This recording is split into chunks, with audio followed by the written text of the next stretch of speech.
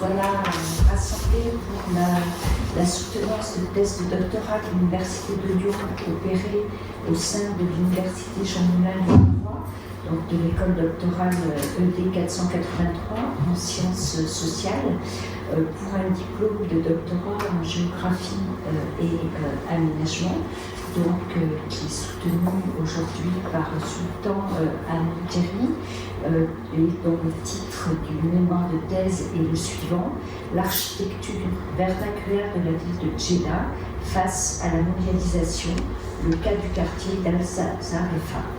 Donc, avant de vous laisser la parole, je voudrais chaleureusement remercier les collègues qui forment ce jury, qui sont venus de loin. Et tout d'abord, Ahmed Khan, directeur du département d'architecture de l'Université du Roi à Abdelaziz, Guy Burgel, professeur des universités émérites à l'Université de Paris-Nanterre, Odette Louiset, professeur des universités à l'Université de Rouen-Normandie, et puis est présent également à ce jury votre directeur de thèse, Bernard Gauthier, professeur des universités à l'Université Lyon 3, et moi-même, donc Anne Honegger, directrice de recherche au CNRS de l'Université Lyon 3 également. Voilà, donc nous vous écoutons. Je vous laisse la parole pendant une demi-heure, à peu près. Si ça dépasse un petit peu, c'est un peu trop grave. Et puis, je laisserai ensuite la parole au directeur de thèse, aux deux rapporteurs, à l'examinateur, et en tant que présidente, je terminerai.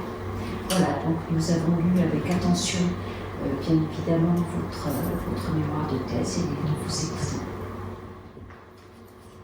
Merci, Madame la Présidente du jury, de m'avoir passé la parole. Merci, Mesdames et Messieurs, les membres du jury, pour l'intérêt que vous avez porté à mon travail en acceptant de prendre part à ce jury. Je tiens également à remercier celles et ceux qui m'ont fait l'amitié de prendre part à cette séquence. Ma présentation va s'articuler comme suit. Mon introduction avec présentation des objectifs initiaux, l'exposition de notre problématique et de nos hypothèses de travail.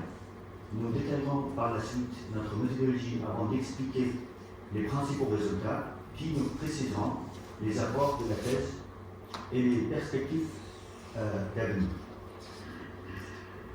Les pays arabes en général connaissent un fort taux d'urbanisation, qu'on peut situer juste après celui de l'Amérique latine. Il compte 100 millions de citadins, représentant la moitié de la population totale de ces pays.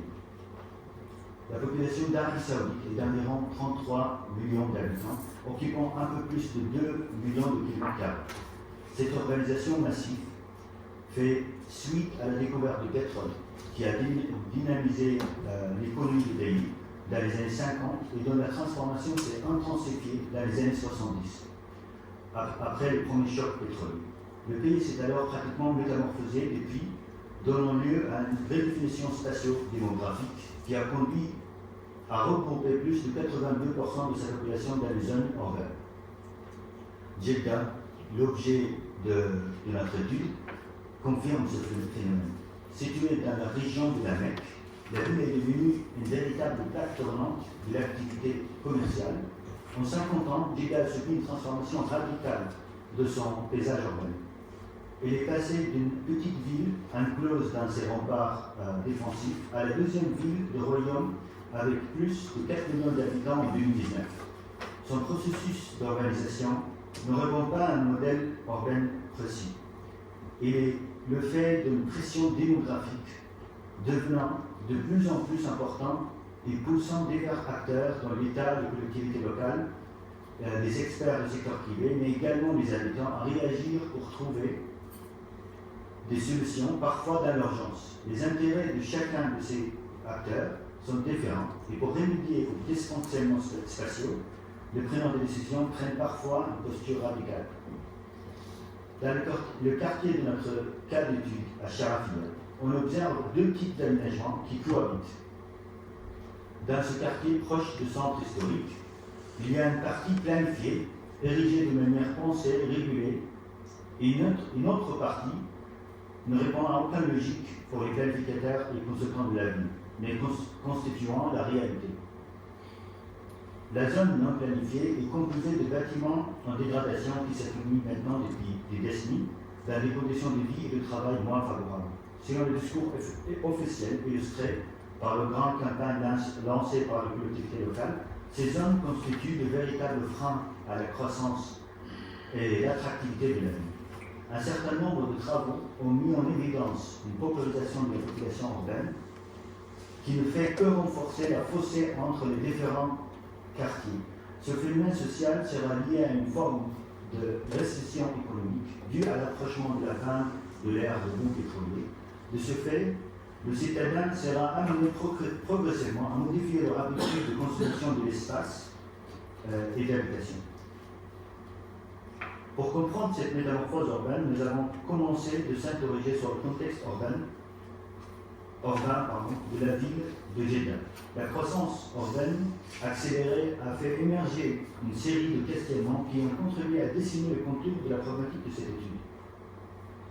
Suite à ces réflexions, la question de départ s'est affinée pour se concentrer autour de l'articulation entre le processus de planification, de conception et de mise en œuvre de la production urbaine de la ville de Jeddah. À partir du contexte exposé et des éléments de problématisation qui ont émergé, notre problématique se formule comme ainsi. Comment les habitants de la ville de Jeddah, en pleine mutation urbaine, refusent-ils le processus d'urbanisation? Pour rendre mieux compte de cette résistance des habitants, un intérêt particulier a été accordé au quartier mixte à Charafia.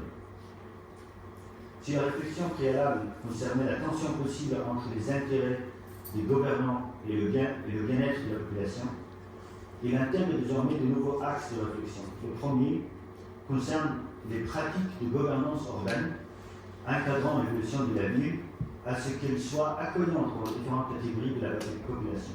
Le deuxième axe de réflexion porte sur l'échelle urbaine de la ville et du quartier. Le troisième axe de réflexion porte sur l'échelle architecturale de l'habitat. La première hypothèse de cette recherche consistait à penser que les quartiers et les habitats contemporains de Jeddah ne sont pas adaptés aux besoins des habitants, que leur architecture n'a été qu'un copier-coller des méthodes d'outre-mer sans apporter les modifications nécessaires pour un bon fonctionnement dans le contexte urbain. Mais il faut désormais nuancer cette idée de base et ajouter une hypothèse alternative, selon laquelle les sources de résistance populaire ne sont pas directement liées au mode de production de l'espace employé et sont probablement attribuées davantage aux tensions sociales qui ont résulté d'un passage rapide des modes de société rurale à ce qui relève de la société urbaine. Face à cette dimension, 3 paradigmes d'études ont été sollicités pour l'affinement de la problématique des villes arabo-musulmanes, les villes en voie de développement et les villes durables. Et 3 méthodologies ont été mobilisées afin de répondre aux questionnements qui ont découlé des hypothèses, une méthode exploratoire, comparative et étude d'état. Les 3 échelles spatiales investiguées, celle de la ville, le quartier et l'habitat, les 3 morphologies urbaines qui ont été identifiées, historiques, planifiées et non planifiées, et finalement 3 évolutions architecturales de l'habitat repérées dans une tendance de densification. En ce qui concerne les paradigmes, le premier paradigme d'étude sollicité est ce qui a été appelé jusqu'aux années 70 les villes arabo-musulmanes. Cette appellation a été critiquée pour diverses raisons. C'est déterminé plus tard en se basant sur les zones géographiques, comme les villes du Moyen-Orient, et finalement stabilisé sur le terme des villes autour de Méditerranée devenues musulmanes, comme indiqué dans les 3 tomes publiés par l'Institut de recherche et d'études sur le monde arabe et musulman. Et l'on ressort 2 notions utiles pour notre travail. La palette de relations d'espaces variés entre public et privé, ce qui met en lumière le type et le degré de connectivité entre l'habitat et son environnement, et les évolutions historiques de séparation entre hommes et femmes dans l'habitat et l'importance de l'intimité dans les pratiques coutumières de cette région. Le deuxième paradigme d'étude, les villes en voie de développement, ce terme fait référence à une situation politique et socio-économique qui qualifie les espaces urbains à l'échelle du monde. Il s'agit donc d'une vision large. Cette vision a alimenté principalement notre compréhension des pratiques de gouvernance urbaine ainsi que les modes de production de l'espace dans un cadre de pression sociale et souvent de l'expansion démographique démesurée. Cette situation résulte parfois de la formation des mouvements de production de l'espace parallèles et indépendants de la volonté de prendre des décisions, comme la formation des quartiers non planifiés, amplifiée par les écarts socio-économiques souvent entre les membres de la société. La vie durable a été notre troisième barème. Son importance vient à la façon de repenser la vie au regard des problématiques liées à l'environnement. Le concept de ces nouvelles villes repose sur l'idée de construire une économie durable et une gouvernance participative. Un mot qui est difficile à introduire dans le climat politique actuel de l'Arabie Saoudite, mais ce concept repose aussi sur son capital social et humain et sur des réformes politiques qui ne sont pas envisagées d'après ce que je sais pour le moment. Il s'agit principalement d'améliorer les conditions de vie et des habitants et de limiter l'impact de l'activité humaine sur l'environnement. Pour atteindre les objectifs de cette thèse, une approche pluridisciplinaire a été adoptée et l'application de cette approche relèvera une méthodologie mixte entre trois méthodes. Une méthode exploratoire pour analyser les caractéristiques socio-économiques et culturelles des habitants dans leur espace bâti, et une méthode comparative pour analyser les monographies présentes dans la littérature pour une meilleure compréhension de l'espace bâti, et une méthode d'étude de cas pour l'appliquer sur un espace maîtrisable et rentrer plus en détail sur les aspects morphologiques, architecturaux et fonctionnels. L'application de cette méthodologie mixte nous a permis de révéler le résultat suivant. De manière à bien comprendre la problématique de refus, il est nécessaire de comprendre sur le contexte. Ainsi, sur l'échelle de la ville, nous avons procédé à une catégorisation des quartiers sur une base socio-économique. Après une exploration des statistiques, des densités par quartier, et après avoir confronté ces chiffres avec les prix au mètre carré pour les parcelles résidentielles et les appartements dans le quartier représentatif de chaque catégorie, comme nous pouvons voir sur la diapositive, l'écart important de la consommation de l'espace par la catégorie socio-économique aux revenus supérieurs, qui ne constitue que 5% de la population, comparativement au quartier à faible revenu qui démontre un entassement de plus que la moitié de la population, les moins favorisés dans un surface limitée. Il est devenu possible de proposer une classification pour les quartiers de la ville de Jeddah en fonction de leur adaptabilité à chaque segment socio-économique en 4 catégories. La première, représentée ici en couleur bleu marine, comprend les quartiers proches de la mer, habités par une population aisée de classe supérieure. Ces quartiers sont souvent absents de toute forme d'habitation non planifiée. La densité est souvent inférieure à 5 000 habitants par kilomètre carré. Une autre particularité de ces quartiers est l'emplacement favorable de point de vue de géographie urbaine, en suivant les conditions les plus optimales.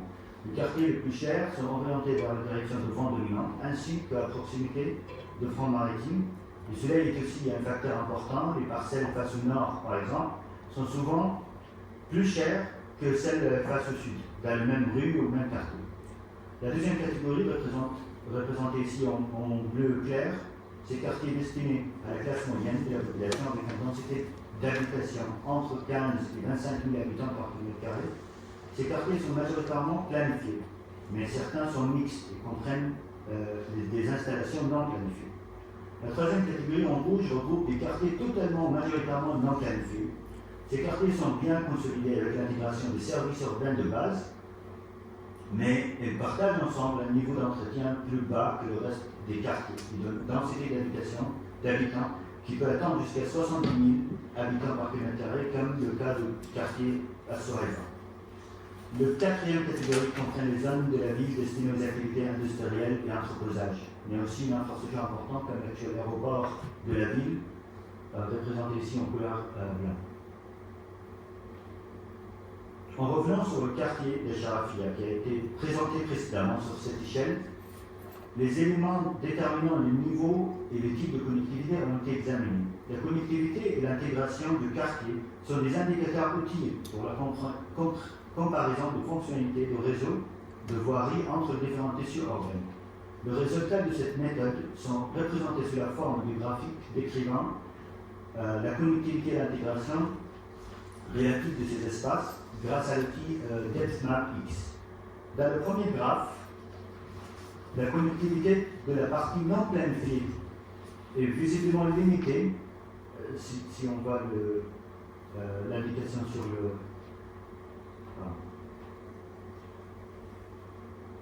La partie non planifiée est moins connectée, mais cela veut dire aussi qu'elle est isolée du monde extérieur et cela pourrait être plus favorable dans l'objectif d'un quartier résidentiel. En effet, elle permet de forcer à ralentir la vitesse de la vie moderne et de créer un îlot favorisant le déplacement à pied et une interaction sociale plus intense à l'intérieur du quartier. Quant à l'intégration, elle mesure le nombre de croisements nécessaires à un habitant pour circuler entre les voies de réseau en utilisant le chemin le plus court possible. Si le nombre de mouvements requis pour atteindre tous les segments du graphe sont naturellement les plus intégrés et présentés par des couleurs plus chaudes. Quand on agrandit l'échelle pour analyser le réseau local de cas d'étude, les résultats sont inverses de ce qu'on vient de voir, dans la mesure où, au niveau de l'intégration, le quartier non planifié a pris le dessus.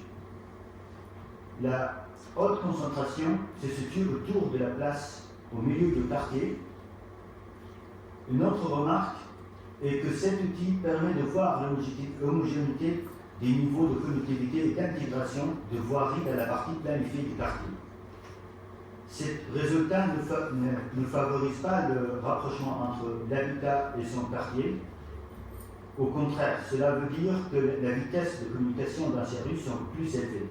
Il y a un potentiel trafic traversant depuis l'extérieur du quartier, ce qui crée un climat inconfortable. Dans le cas de la partie non planifiée, ce problème est moins visible. La variation entre les lignes chaudes et froides est nuancée entre les deux extrêmes. Ceci d'une façon dégradée. Et ces résultats suggèrent une haute potentialité de ce réseau de voirie dans un tissu urbain semi-rectangulaire grâce aux places et aux rues semi-diagonales qui traversent le quartier tout en étant favorables à l'interaction sociale et commerciale. En ce qui concerne le composant le plus petit de la ville, l'habitat, l'étude de sa morphologie architecturale a donné les résultats suivants. 3 générations de formes architecturales sont détectées. Tout d'abord, le premier vague de construction des habitats, des quartiers planifiés. Le but premier était de répondre aux besoins primaires, de loger les habitants en toute urgence, en forte croissance. Les compétences de construction étaient assez faibles. Par exemple, le logement faisait 2 à 3 étages au maximum, avec souvent 2 appartements à chaque étage. Les équipements mécaniques des bâtiments étaient souvent individuels à chaque pièce et visibles sur les façades, ainsi que les toiles d'évacuation. Cela est dû à l'aspect primaire des équipements disponibles et à la jeune expérience de marché dans le secteur de la construction en béton armé. Quant à la deuxième génération qui a débuté en 2008 grâce aux réformes, le résultat obtenu démontre que la caractéristique le plus marquante des habitants construits lors de la deuxième génération est l'augmentation des étages à 5,5 ou même 7,5 dans certains quartiers. Les places de stationnement sont placées souvent au rez-de-chaussée et les équipements mécaniques sont devenus plus complexes, ascenseurs, climatisation centrale, etc. La déclencheur de ce développement a été d'une part la politique de densification du quartier planifié, du quartier planifié ancien de la ville, et d'autre part les avancées technologiques des techniques de construction et des équipements de bâtiments.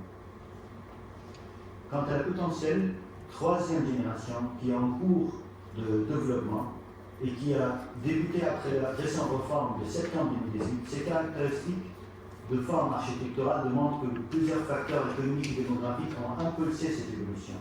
Les prix sont moins élevés, les logements sont plus innovants, multifonctionnels et davantage adaptés à la situation socio-économique de la famille saoudienne contemporaine. Toujours dans la direction de la densification de la ville, le prochain recensement est prévu en 2020. À partir de ce graphique, nous avons effectué une projection de tendance avec les résultats actuels disponibles jusqu'en 2016. Et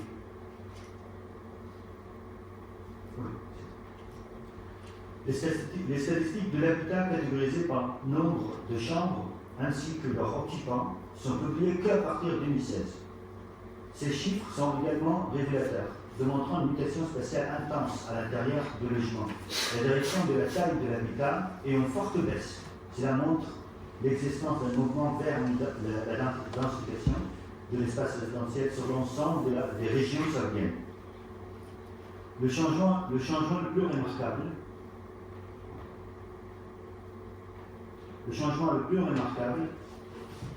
on voit avec le flèche, a été dans la région de la Mecque, dont Jeddah fait partie.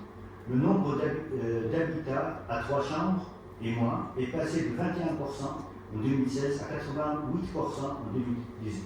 Ce changement radical, dans ce court laps de temps, ne pourrait pas être expliqué uniquement par les nouvelles constructions adaptées à la taille des familles modernes et au pouvoir d'achat limité de la nouvelle génération. Une forte mouvement de modification des anciens logements est probablement ce qui a soutenu ce changement. Ces chiffres se rapprochent de l'hypothèse de la paupérisation et l'inflation qui pèsent sur le niveau de vie exagéré du passé. Et la nouvelle direction se présente en tant qu'espoir pour arriver à un espace bâti compact et soutenable par les ressources primaires de vie limitées du pays. Historiquement, on observe dans les zones historiques une reproduction de plusieurs éléments des principes coutumiers dans le processus de production des habitats. Quant au type d'architecture des habitats de quartiers historiques, les plans montrent que ces habitats appliquent une architecture imposante destinée aux anciens bourgeoisies de la ville. L'architecture destinée aux habitants défavorisés n'est plus visible sauf sur les photos anciennes. Quant aux quartiers non planifiés, ces habitats souffrent de dégradations importantes et la qualité de matériaux utilisés pour la construction est basse. C'est une opposition entre le quartier non planifié et les quartiers historiques. Les habitats de secteurs historiques sont basés sur une architecture, comme on a vu pour la bourgeoisie de la ville, alors que les quartiers non planifiés constituent une solution de logement d'urgence pour les habitants les plus vulnérables. Dans une analyse de fonction et de connectivité à l'intérieur de logement, il a été question d'essayer de comprendre les traits et caractères de ces pratiques. La nuance donc entre public et privé existe dans l'architecture vernaculaire, subsiste encore dans les 3 générations d'habitats contemporains à Jeddah. Contrairement à la multifonctionnalité des pièces qui ont disparu dans la première génération et qui fait de retour graduellement dans la 2e et 3e génération. Cette logique de nuance entre ces 2 espaces publics et privés complète la hiérarchisation des réseaux de voirie sur l'échelle du quartier, et ceci est visible dans le tissu urbain des quartiers non planifiés et souvent absent dans les quartiers planifiés, comme nous avons précédemment vu dans les analyses de collectivité. Il est apparu que le manque d'initiative du gouvernement face au phénomène d'occupation non planifiée de l'espace repose sur 2 facteurs. D'une part, il y a un déficit de politique destinée pour la lutte contre la pauvreté et la question de logement abordable et convenable pour tous. Et d'autre part, il y a un état de concurrence entre les parties prenantes. Le mésentente est alimentée par les différences socio-économiques prononcées. Les manifestations de refus rencontrées sont majoritairement d'ordre économique à cause de l'inflation des prix d'un côté et la paupérisation des populations de l'autre. Cette situation n'est sûrement pas durable, mais les évolutions sont en cours, ce qui se traduit par la production de logements plus accessibles en plus grand nombre et la mutation de l'espace vers une densification des quartiers planifiés. Cette dernière se manifeste notamment à travers la subdivision d'anciennes maisons, ce qui permet la création de logements certes accessibles, mais de plus petite taille, plus adaptés. Cela répond à une attente et implique la concentration de la population la plus aisée et limiter leur consommation exagérée de l'espace. Certains éléments renforcent les refus ont été repérés dans les formes urbaines planifiées qui favorisent la circulation de véhicules et limitent la connexion entre l'habitat et le quartier. Les analyses spatiales ont démontré une nette différence entre les deux tissus urbains identifiables dans le quartier des Charles. où l'intégration avec l'extérieur du quartier alimente les mouvements transitoires et crée une rupture entre l'habitat et le quartier dans cette partie planifiée. Ceci est moins visible dans la partie non planifiée, qui porte cette fois l'avantage vis-à-vis à la partie dite planifiée. Quant à la transformation spatiale, elle est soutenue par la transformation démographique. Les formes urbaines, quant à elles, témoignent plutôt des solutions simplistes, facilitées par une géographie pleine. En parallèle, la forme non planifiée résulte d'un phénomène socio-économique, puisque c'est développé en réponse à un violent mouvement de transformation sociale, puis de croissance démographique. Mais ce mouvement démographique est maintenant en décroissance, puisque la transition démographique de ces populations est maintenant achevée. Notre hypothèse a été confirmée par plusieurs éléments. La sédentarisation de peuple bédouin a déclenché des vagues migratoires vers les plus grandes villes, Jeddah, Riyad et Dammam. Mais cela n'a pas été sans conséquence, dans la mesure où cette réalité a eu un impact sur le ressenti de ces populations et a induit une certaine révolte chez une population qui souhaite désormais profiter de richesses de pays et ne plus être marginalisée. D'un autre côté, ces développements non planifiés ont fonctionné en tant que solution pour le logement de la population les plus fragile. En ce qui concerne les apports de la thèse, l'investigation sur le quartier historique a permis d'en comprendre les valeurs, les principes et les origines et de tirer des renseignements réutilisables avec ou non une réadaptation au concept de la ville contemporaine. Et aujourd'hui, l'état de développement de ces secteurs est comparable à un éveil patrimonial qui est cependant célébré avec méfiance par les professionnels et chercheurs de ce domaine. En effet, si la négligence de ce patrimoine a failli imposer la perte totale, cet éveil remarquable peut également engendrer des effets indésirables, comme le tourisme de masse ou la réalisation des chantiers de restauration invasifs. La question se pose alors de protéger également les quartiers non planifiés. Il y a un parallèle identifié entre ces quartiers et les quartiers historiques qui se remarque essentiellement à travers des valeurs physiques visibles sur l'échelle urbaine. Aujourd'hui, le quartier non planifié, au milieu de l'espace urbain de la ville de Jeddah, fonctionne en tant que vaisseau de protection et d'intégration de la population la plus fragile. Cela permet à ceux qui recherchent un emploi d'augmenter leurs chances et leurs opportunités d'autonomisation. Ces quartiers présentent donc une opportunité pour la ville de Jeddah de changer de tendance historique d'exclusion de la partie la plus fragile de la population et leur mise à l'écart jusqu'à l'oubli. La protection de ces quartiers préservera une partie importante de l'histoire de la ville et la composition multiculturelle et économique de ces sociétés. Quant aux implications sur le futur recherche, cette recherche a tenté d'apporter un complément nécessaire au paradigme d'études de tissu urbain dans la ville de Jeddah. Le quartier ancien de la vieille ville a fait l'objet de plusieurs études scientifiques et continue d'être source d'enseignement pour les urbanistes et les architectes de la ville qui tentent de produire un espace plus efficace, mais en harmonie avec l'environnement. Dans les travaux intérieurs consultés n'apparaissent pas que de manière marginale les questions des quartiers planifiés et non planifiés en parallèle avec les quartiers historiques. Ces thèmes sont plutôt étudiés profondément dans notre travail, tout en présentant des résultats sur les juxtapositions et le fonctionnement de ces tissus urbains distinctifs et en gardant l'architecture vernaculaire en tant que point d'ancrage. Ces analyses ne sont donc biaisées et nous espérons que ce travail contribuera à les rapprocher tant du point de vue des langages, des considérations que des objectifs. Il convient de considérer que le travail d'adaptation de l'environnement bâti aux besoins des habitants doit encore être optimisé en vue des besoins de la population les moins favorisées. Merci pour votre attention. Merci beaucoup. Donc, le temps a été parfaitement maîtrisé. Merci beaucoup pour cet exposé très clair.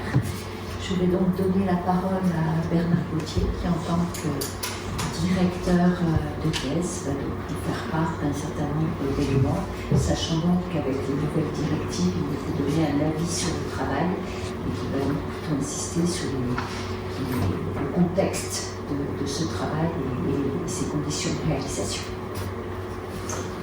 Bien, merci Madame la Présidente de me donner la parole. Tout d'abord, je remercie à mon tour les collègues qui sont présents d'avoir accepté de venir, d'avoir pris le temps nécessaire, d'avoir lu le travail de thèse. On sait que ça prend toujours un temps assez considérable. Et puis pour monsieur Kahn d'avoir accepté de venir aussi loin. Mais il était important que nous ayons quelqu'un autant que possible de Jeddah pour avoir un éclairage complémentaire, précieux sur votre travail. Alors en tant que directeur de la thèse, je me réjouis tout d'abord de son achèvement et que le processus soit conduit à son terme avec cette soutenance aujourd'hui. Le parcours a été long, semé d'embûches, et je salue le courage, votre courage, donc votre volonté de parvenir au but, votre capacité à vous ressaisir, on a eu des moments difficiles, et puis de parfaire la recherche, essayer de l'améliorer à un moment où c'était nécessaire. Et je pense que votre présentation témoigne bien d'un travail qui évolue encore d'une certaine façon. Je salue donc ces avancées, bien sûr sans préjuger de la décision du jury. Pour faire cette thèse, vous aviez 3 défis importants sur lesquels je vais dire quelques mots. Tout d'abord, pour un étudiant saoudien avec une maîtrise initiale assez moyenne du français et une culture académique essentiellement anglophone et arabophone, il fallait développer suffisamment votre maîtrise de la langue pour exprimer d'une façon claire vos idées et répondre aux exigences et au formalisme, il faut le dire aussi, d'une université française. Le résultat est, de mon point de vue, tout à fait satisfaisant, y compris sur le plan de la bibliographie. Vous auriez pu probablement explorer un peu plus avant en français, mais les apports de la bibliographie anglophone sont très importants. Et il faut parler évidemment des sources en arabe, ici mobilisées de façon très considérable. Il m'est impossible de dire, évidemment, je ne suis pas Jeddah, s'il manque des choses, si je ne lis pas l'arabe, donc c'est évidemment une lacune de ma part. Mais votre bibliographie est significative, elle est importante et reflète l'effort que vous avez fait d'essayer de disposer des éléments nécessaires de ce point de vue. Évidemment, vous avez été confronté à des difficultés de traduction entre 3 langues. L'anglais que vous maîtrisiez, je pense, mieux que le français, en tout cas initialement. Ça n'est probablement plus le cas aujourd'hui. Je pense que vous êtes exprimé de façon très claire. L'arabe, évidemment, qui est votre langue maternelle. Et puis 2 alphabets. On n'a pas beaucoup l'habitude ici de travailler sur 2 alphabets, évidemment. Certains collègues le font, mais ce n'est pas si fréquent. Deuxième défi, c'est l'étude d'une ville relativement peu abordée jusqu'ici, en français bien sûr, mais même probablement en anglais aussi, ou en tout cas abordée beaucoup moins que d'autres métropoles du monde arabe, comme le Caire, Damas, Beyrouth, des villes bien étudiées dans notre bibliographie. La faiblesse de la bibliographie existante sur Jeddah, faiblesse relative, rendait évidemment parfois la réponse à certaines questions posées difficiles, par manque de travaux complémentaires. Mais c'était aussi une chance, et vous ouvrez la possibilité d'apporter des éclairages nouveaux sur une ville assez peu connue. Vous avez parlé tout à l'heure de 4 millions d'habitants. Voilà, on peut qu'encourager ce type de travaux sur des agglomérations d'une telle importance. Alors c'est évidemment une des richesses de mon point de vue de votre thèse. Alors je prendrai comme illustration de cet intérêt ce que vous dites sur l'évolution de la politique d'aménagement urbain aux échelons gouvernemental et municipal depuis l'après-guerre, donc que vous présentez d'une façon bien documentée, l'analyse des niveaux de richesse dans l'espace de la ville, croisée à cette densité, l'origine des populations, vous en avez parlé aujourd'hui, et les niveaux de satisfaction des habitants, ce qui est quand même un aspect très central de votre travail. Donc, cette analyse fait apparaître un paysage scientifique par certains côtés assez familier, ce qui n'était pas forcément anticipé au départ, comme à propos des quartiers informels. Bon, il y a eu beaucoup d'études sur les quartiers informels sur d'autres pays. Peut-être qu'on aurait pu croiser un tout petit peu. Je suis désolé, je parle un petit peu de fond, mais c'est pas une critique majeure. Troisième défi, probablement ici le plus difficile, c'est celui qui consistait à rentrer dans le cadre académique qui est le nôtre pour définir une problématique avec notre formalisme intellectuel et l'explorer en mobilisant les sources et les méthodes nécessaires.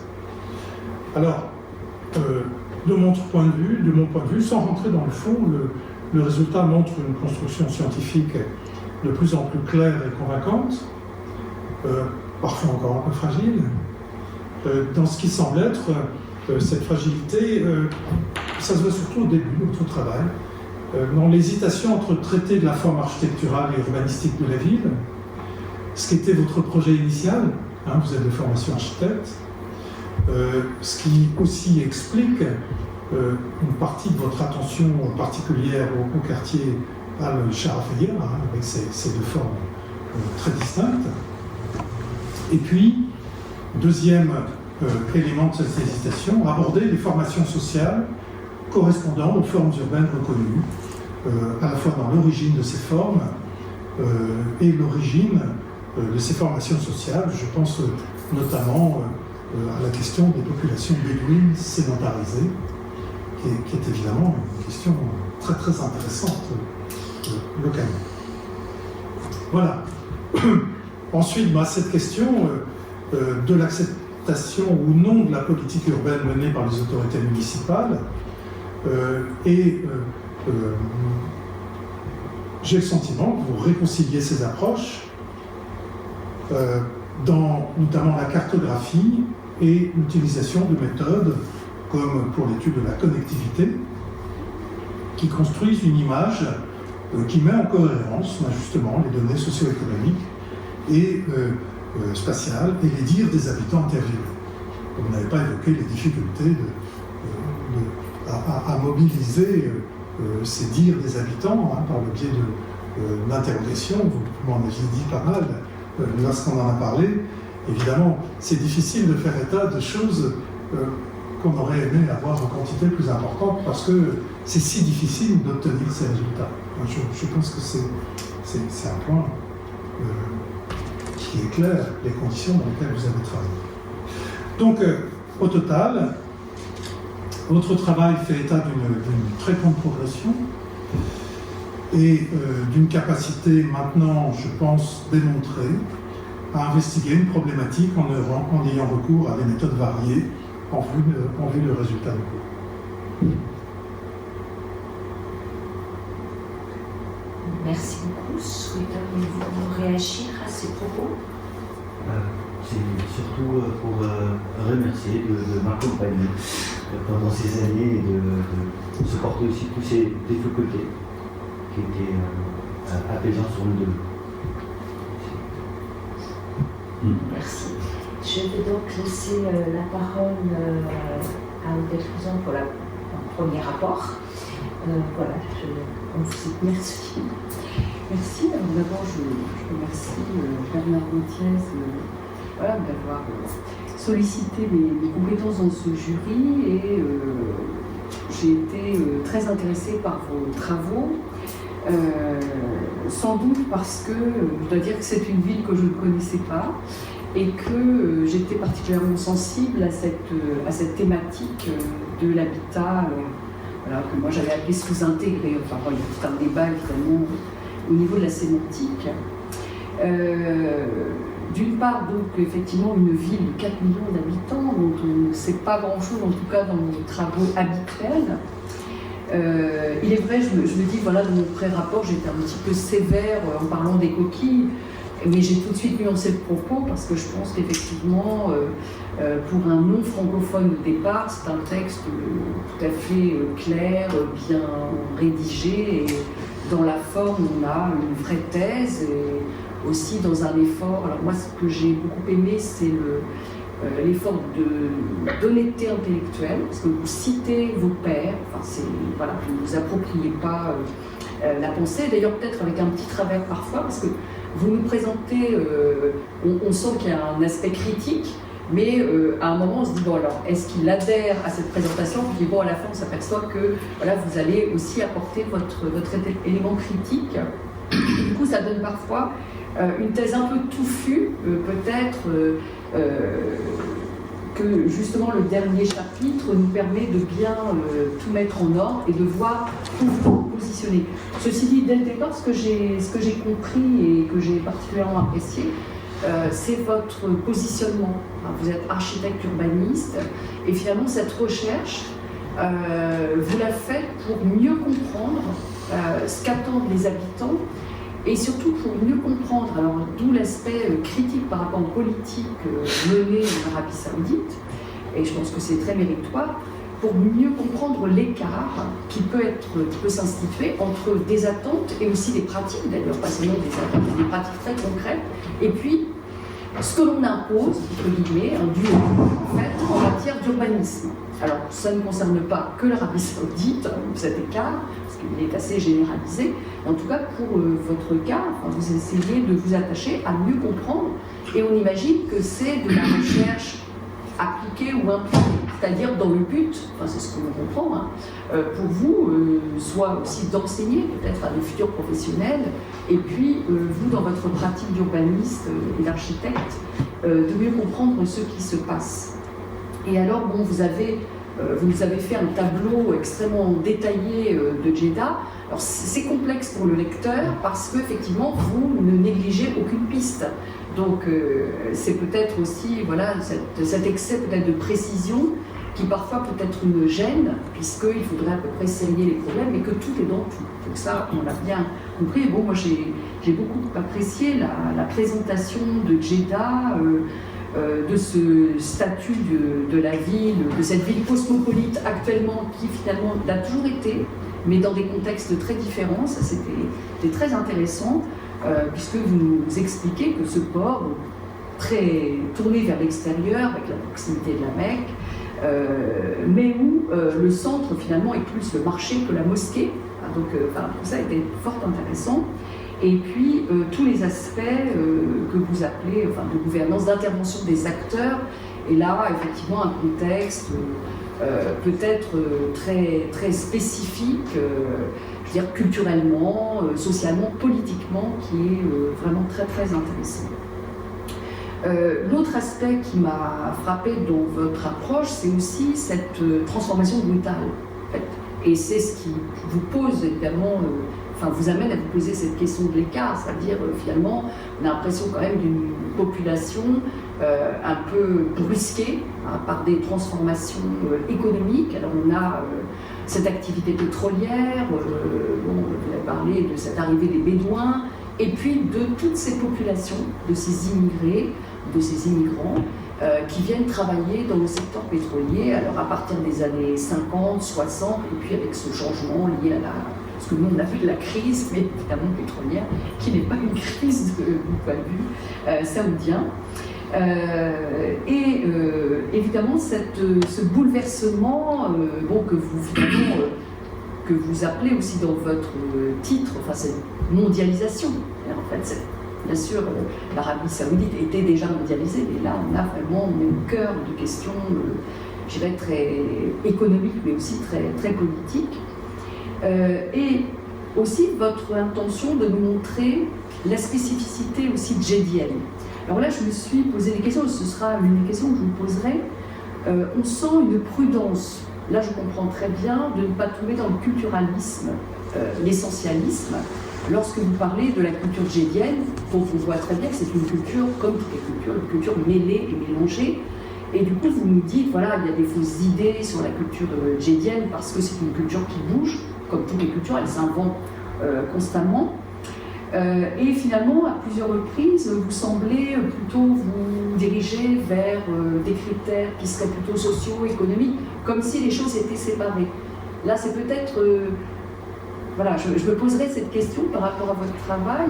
Je comprends votre prudence en ce qui concerne l'essentialisme culturel, mais finalement, le culturel, il est toujours mêlé à du social, à de l'économique et du politique, et peut-être voir comment on peut aborder cette question, puisque vous parlez quand même à plusieurs reprises de la spécificité gédienne, qu'on voit bien à la fois en termes de ce que vous avez appelé gouvernance, mais aussi en termes de processus d'urbanisation, notamment la manière dont on acquiert des terrains.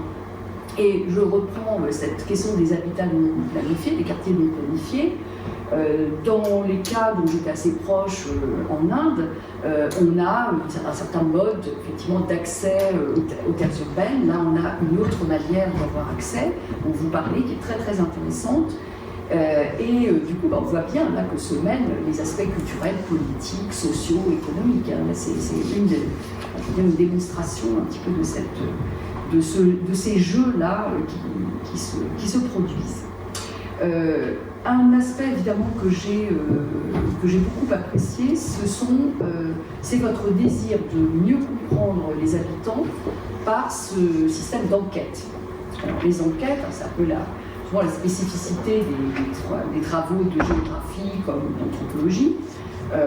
En fait, arriver à mieux cerner finalement les pratiques en les observant et en interrogeant, notamment sur le fameux degré de satisfaction, etc. Alors je me suis posé la question, j'ai trouvé parfois que cette volonté d'incarner ces pratiques, c'était bien. Parfois j'ai l'impression que je ne les ai pas vus tant que ça, ces habitants. Et puis à un moment, vous dites, voilà, j'avais 11 enquêtes utiles, c'est-à-dire utilisables, ce qui paraît assez peu. Mais j'imagine que ça a été une difficulté. Et j'aimerais bien à un moment que vous nous parliez, des principales difficultés qui se sont manifestées lors des enquêtes directes que vous avez menées. On imagine bien, j'aimerais bien savoir, par vous laisser des questions. Vous avez aussi évoqué la comparaison.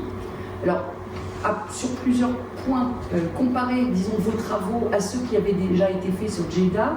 Et là, je dirais que dans votre intervention orale, c'était intéressant et finalement, vous le dites peu dans votre thèse.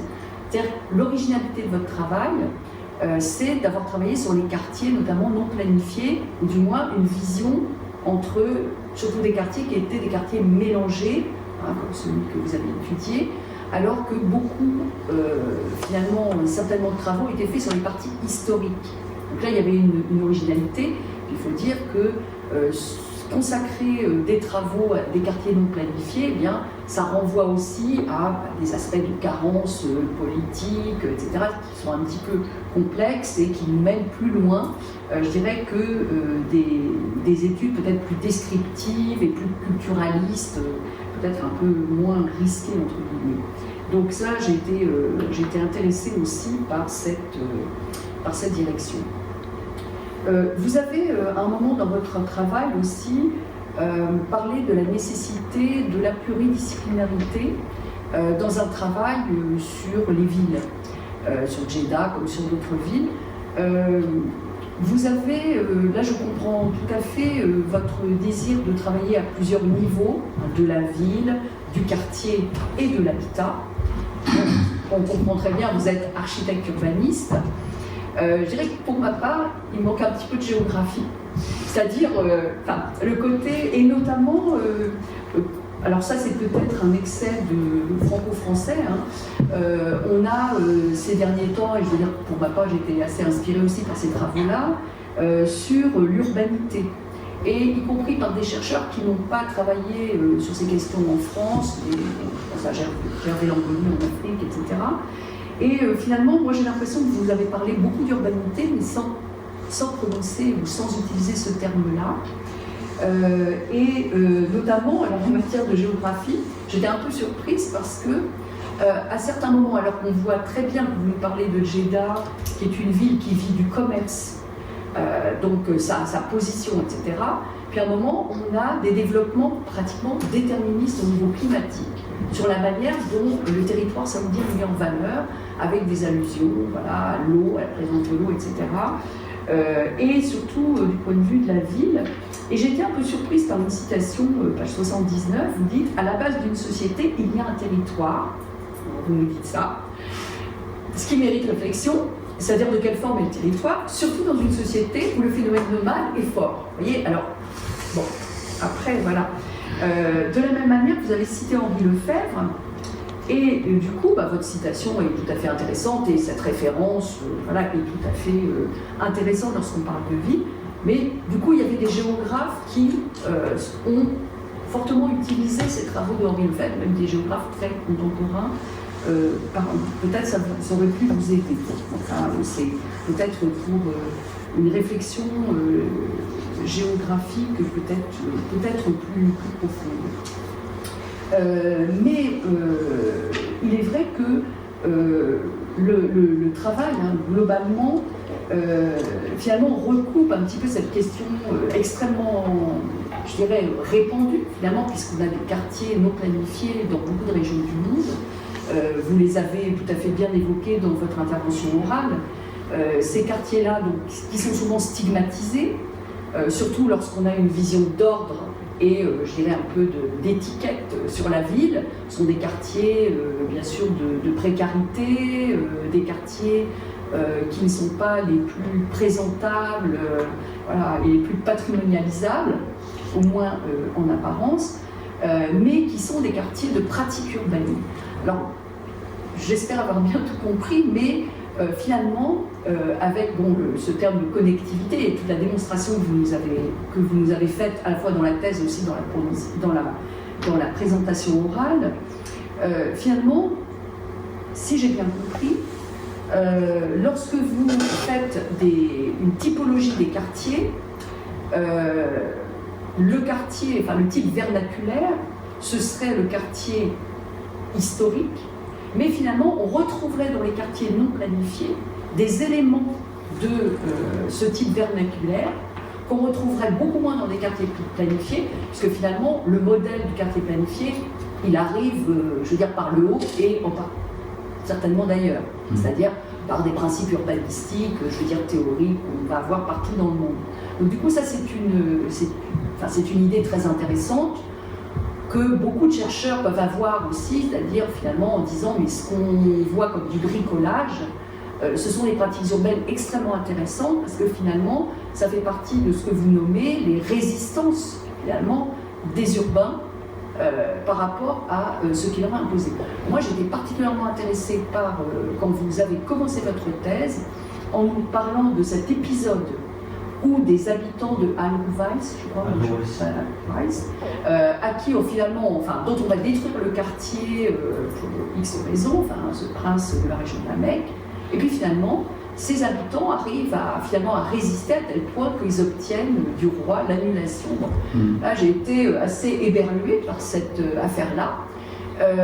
On peut imaginer aussi qu'il y avait des gens peut-être influents, politiquement, je veux dire, je ne sais pas, je ne connais pas assez la vie politique, mais bon, c'était très intéressant de commencer par là. Et la question finalement que je voudrais vous poser, c'est aussi, c'est dans le cas du quartier que vous avez étudié, si finalement on imagine que des tendances, je veux dire, de mise en ordre d'un quartier non planifié venaient à s'exercer, est-ce que ces habitants ont les moyens aussi de réagir?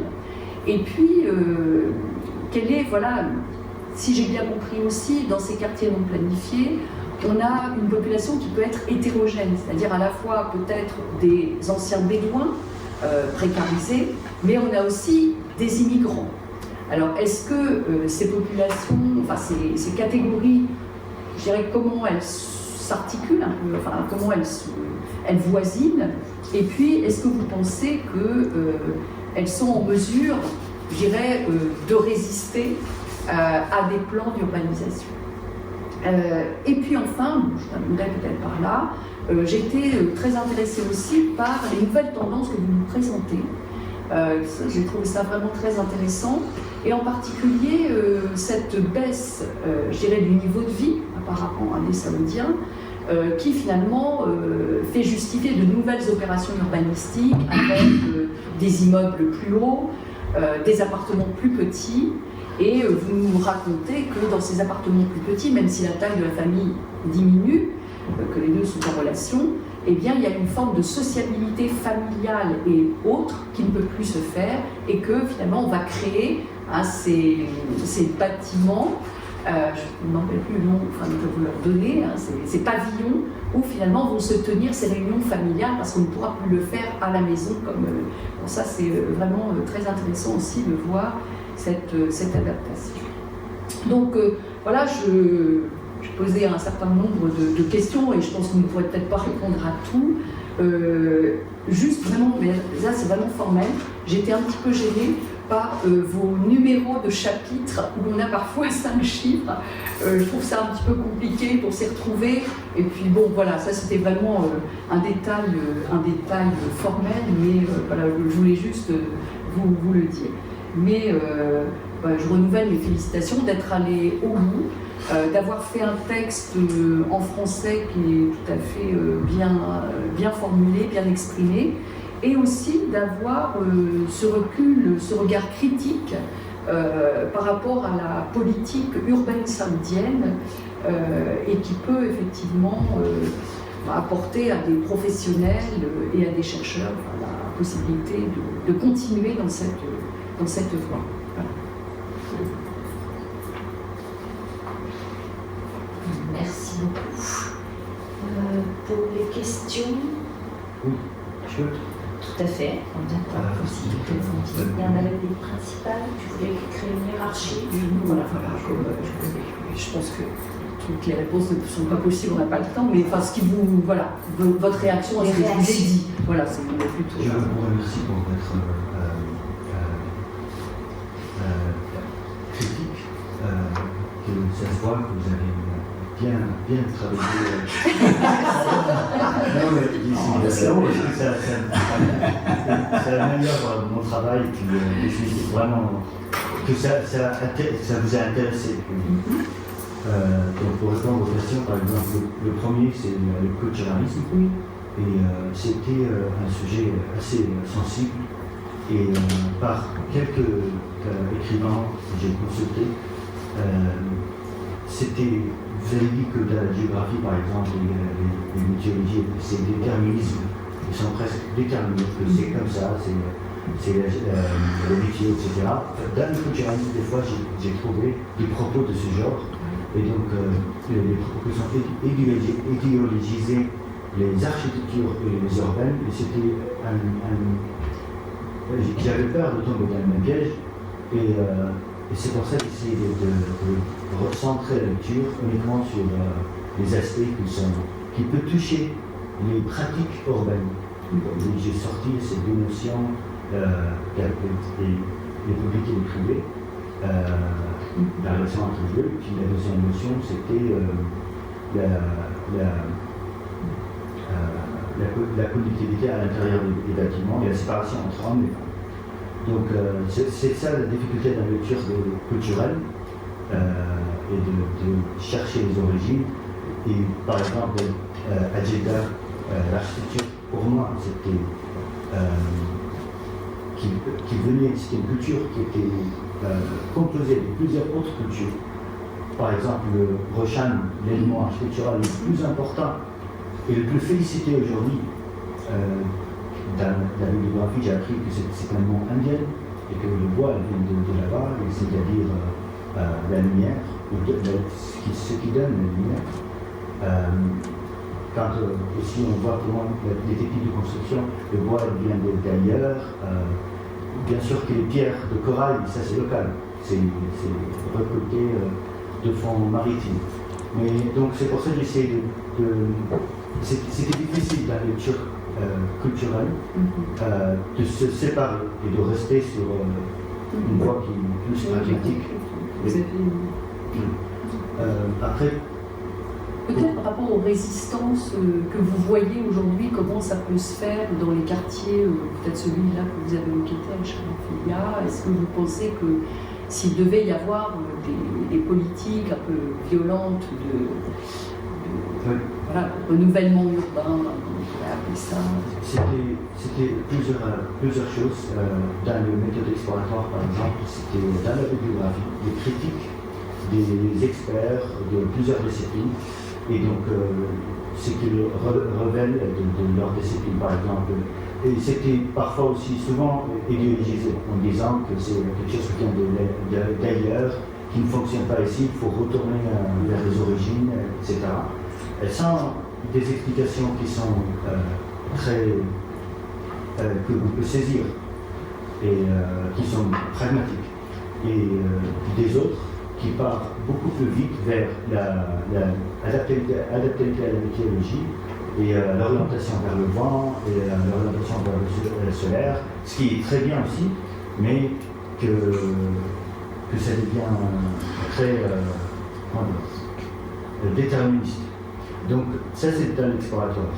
Après, il y avait aussi ce qu'on voit dans les études comparatives, c'est les pratiques sociales, c'est-à-dire l'acquisition du terrain, qui sont indépendants de tout système mis en place, c'est-à-dire une mise de main et puis de construction autonome, et des membres de famille, des grandes familles tendues par exemple, qui vont acquérir des terrains juxtaposés et de partager et de créer une nouvelle quartier.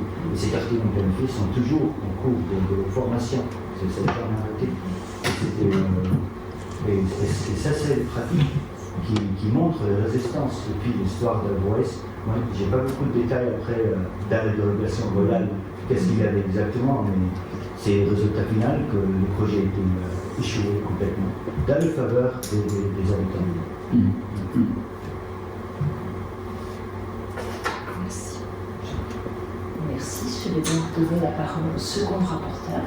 Merci Madame la Présidente. Bon, évidemment, beaucoup de choses ont déjà été dites par Madame Louiset, alors je vais les répéter, peut-être sous une autre forme, peut-être de façon, et ça c'est ma forme d'esprit plus systématique encore.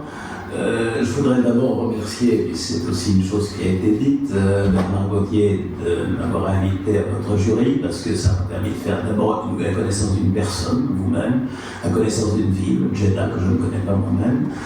Bon, et puis alors, peut-être la deuxième chose, je voudrais là aussi retrouver les pas de votre directeur. Une thèse, c'est une aventure individuelle dont on n'est jamais sûr de l'issue. Donc, je parle d'expérience pour en avoir dirigé des dizaines. Et donc, félicitations. Vous savez qu'il n'y a plus de félicitations dans les mentions accordées par un jury universitaire français. Alors moi, je me permets de joindre des félicitations pour... Vous en êtes sortis, ça c'est déjà formidable. Parce qu'on n'est jamais sûr, et selon une image qui m'est chère, je dis qu'il y a beaucoup plus de bateaux au fond de la mer que de bateaux qui flottent en matière de thèse. Bon. Donc, tout à fait satisfaction de ce côté. Bon. Clarté de là, tout ça a été dit, mais je le répète, ça c'est quand on pratique une double correction. C'est ça, le jeu, on aime bien que les correcteurs n'aient pas trop de dissonance, parce que ça pose toujours des problèmes après d'appréciation.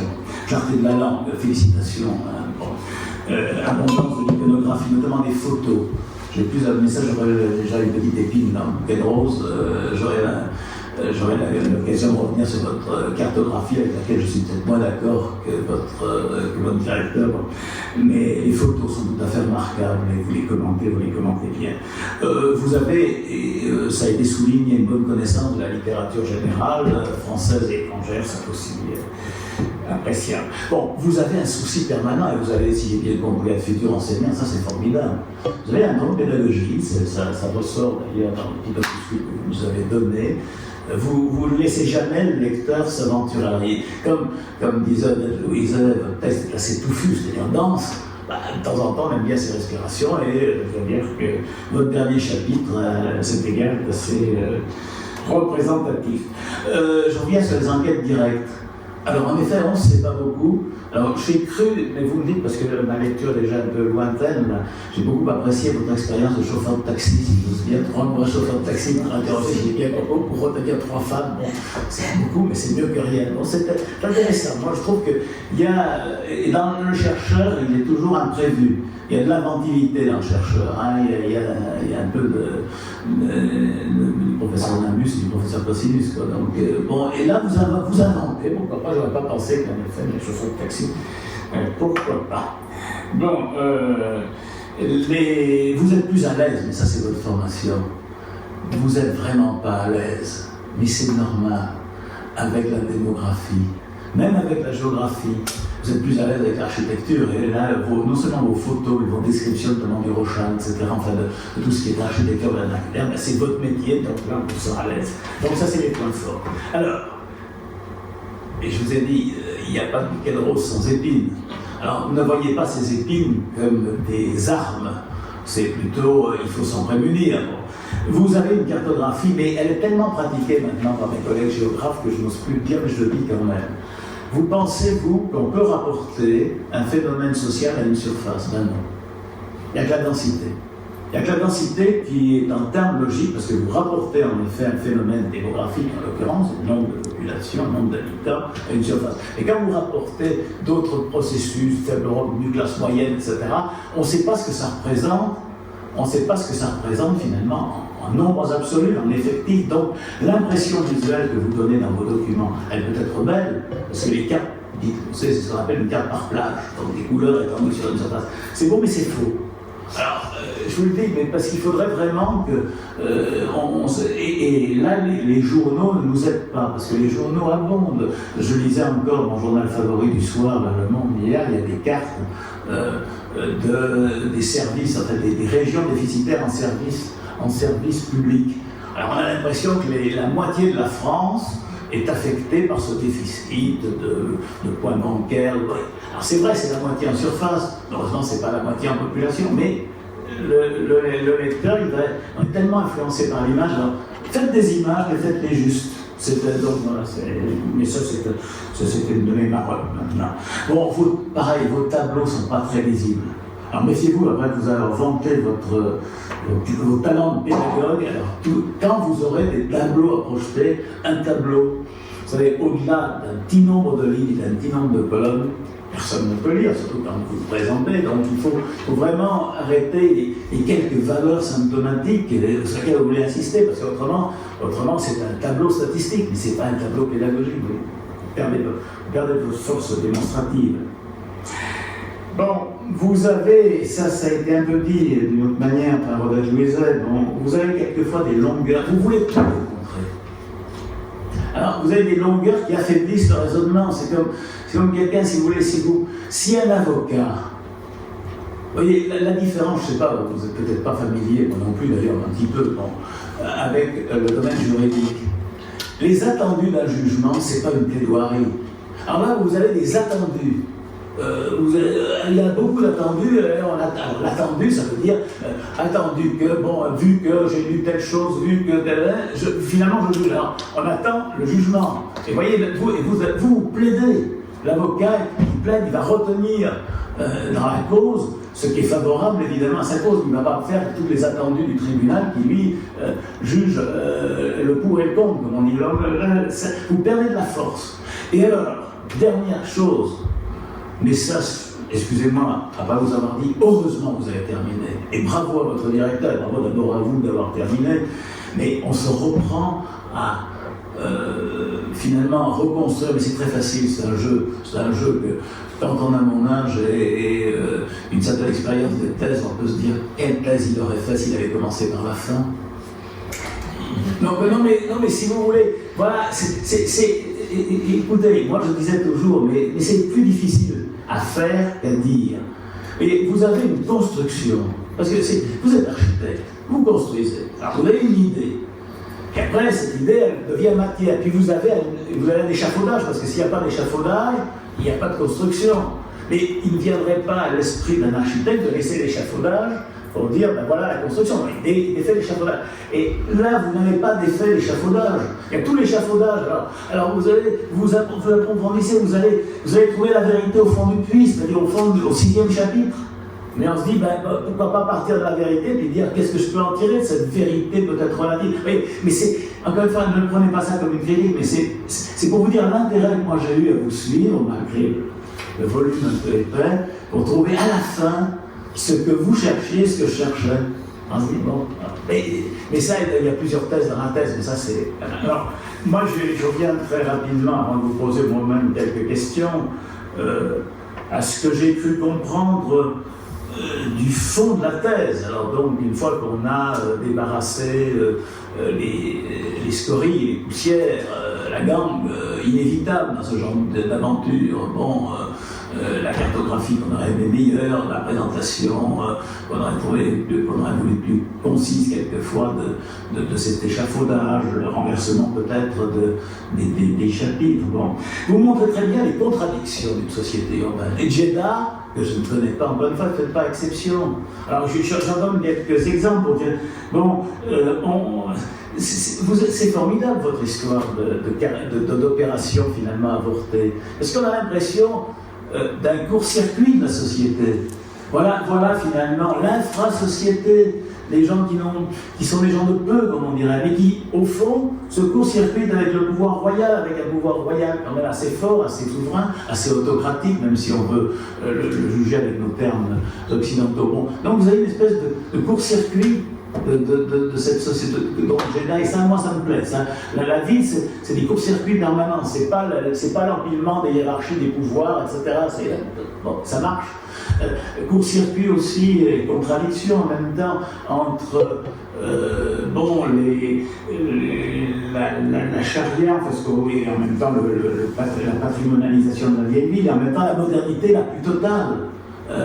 Cette ville nouvelle, la CAIC, l'université du Prince Abdullah. Bon. Donc là, vous avez, et je crois que, je ne connais pas encore une fois ni Djeddah ni l'Arabie Saoudite, mais je crois qu'au fond, c'est un concentré du monde contemporain.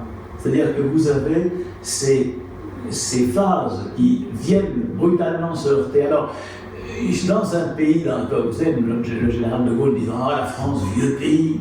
Oui, alors dans un pays comme vieux, en effet, comme la France, ben, tous ces courts-circuits sont atténués, finalement. Il y a des tas de fusibles entre les... Vous savez, je ne suis pas électricien, mais quand même, donc, il y a des tas de fusibles qui permettent que ça ne court-circuite pas trop. Quand ça court-circuite, ça fait peut-être un incendie gigantesque. Bon.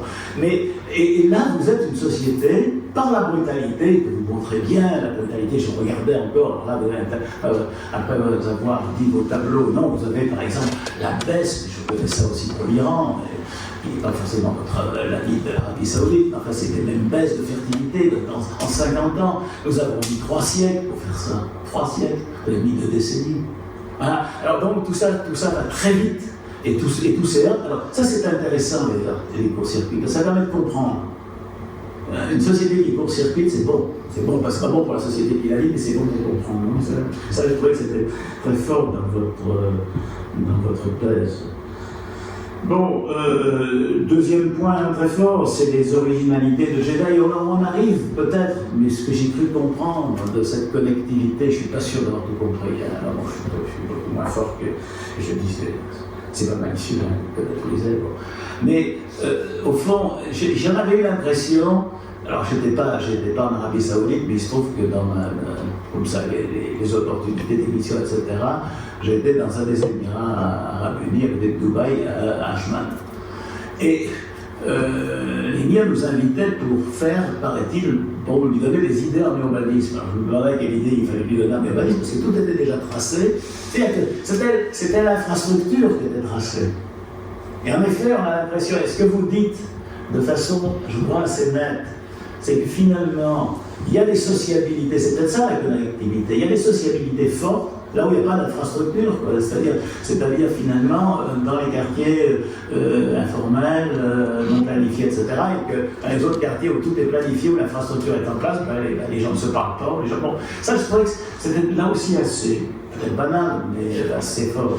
Bon, d'autre part, mais ça a été dit aussi très bien par mieux que moi, parce qu'elle connaît ça mieux que moi, par Odette Louiset, la superposition des droits, que évidemment dans un vieux pays, comme la France, de tradition, de droit latin, etc., mais entre le propriétaire foncier, le propriétaire de l'immobilier, le propriétaire foncier ou le propriétaire de l'immobilier, le droit de propriété tacite de l'occupant, Et puis la légitimation tacite de tout ça, la légalisation tacite de tout ça, alors là, ça me rapproche de ce que j'ai étudié il y a bien longtemps en Grèce, où on avait des processus un peu de ce genre. Donc il y a des gradations finalement dans le droit. Alors, donc tout ça pour vous dire que vraiment, j'ai trouvé que peut-être par une seconde lecture, je reviens au reproche principal, mais vous n'êtes pas facile, votre texte n'est pas facile finalement. Il n'est pas facile, si on veut en tirer tout ce qu'il faut en tirer, et je crois qu'il y en a beaucoup à en tirer, non seulement pour la connaissance factuelle de Djeddah, 4 millions d'habitants, et puis d'autre part pour tous ces concepts qui nous hantent finalement, y compris dans les villes occidentales, il y a beaucoup de choses à tirer de votre texte. Alors des questions. Et vraiment qui sont pour moi des questions ouvertes. Est-ce que de temps en temps, vous n'êtes pas victime, peut-être de votre directeur, mais je ne dirais pas de votre directeur, vous n'êtes pas victime de l'influence de notre université, de notre monde occidental, en plaquant des concepts. Alors vous nous faites toute une description sur le développement durable. Enfin, il y a tout un développement sur le développement durable. Mais alors, si vous ne parlez pas du développement durable à l'heure actuelle, on tire son revolver, vous mourrez. Parce que ça, c'est le passage obligé. Alors, on se dit, mais Djeddah, alors, le développement durable, c'est quoi? C'est bon. Autrement dit, est-ce que vous ne plaquez pas des concepts nécessaires? C'est une chose, je ne suis pas du tout contre, encore une fois, la prise en compte des valeurs environnementales, mais bon, on ne comprend pas très bien comment c'est vraiment intégré. De la même façon, vous avez une phrase quelques phrases un peu mystérieuses sur la ville compacte et la ville autosuffisante. Alors ça, moi je suis un adepte forcené de la ville compacte. Il y a pas la ville compacte, d'abord, ça permet des interrelations sociales, la ville éparpillée, pas du tout. Et d'autre part, c'est beaucoup plus difficile à gérer après, en effet, les tendances environnementales. Mais alors, bon, je sais pas. Vous avez aussi une phrase, je reviens peut-être sur le déterminisme géographique, vous attribuez finalement à la géographie et à l'espace beaucoup plus de valeur qu'elles n'ont, à mon avis, ou qu'ils n'ont. Le prix des terrains, vous avez une phrase un peu, pas juste, mais un peu ambiguë, en tout cas un peu mystérieuse. Le prix des terrains suit la logique de la géographie. Je vais presque vous dire réciproquement. Bon. Alors, donc il y a après, vous êtes défendu contre le culturalisme. Moi, je vous dirais, ne soyez pas acculturés, n'essayez pas forcément de plaquer nos concepts occidentaux sur une ville comme Djeddah, qui n'y peut même, à mon avis, c'est une question en tout cas. Deuxième question, c'est, à votre avis, quelle est l'évolution probable de Djeddah? Alors là, c'est pire que de dire dans le marque de café, comme on dit. Mais on sent très bien qu'il y a... Il y a deux courants possibles et qui traversent nos sociétés. Ça permettra de poser la troisième question. Est-ce que le mouvement va venir du bas? L'insatisfaction généralisée, parce que si j'ai bien compris, dans cette ville maintenant, à peu près tout le monde est insatisfait. Les riches ne sont pas trop satisfaits, non pas de leur richesse, mais de la ville qu'on aura construite, au point que la ville construite, la ville nouvelle, devient rapidement une vieille ville. Et bon, ça, on pratique, mais ça, c'est le modèle américain que je connais mieux par ailleurs, la ville jetable. C'est pas la ville qui se recycle, c'est la ville jetable, en contradiction avec le développement durable. Alors, est-ce que ça peut venir de cette insatisfaction, encore une fois, sociale? Ou alors, est-ce que ça va venir par le haut? Et on trouve des choses que nous vivons actuellement en France, par une meilleure définition des pouvoirs dans la ville.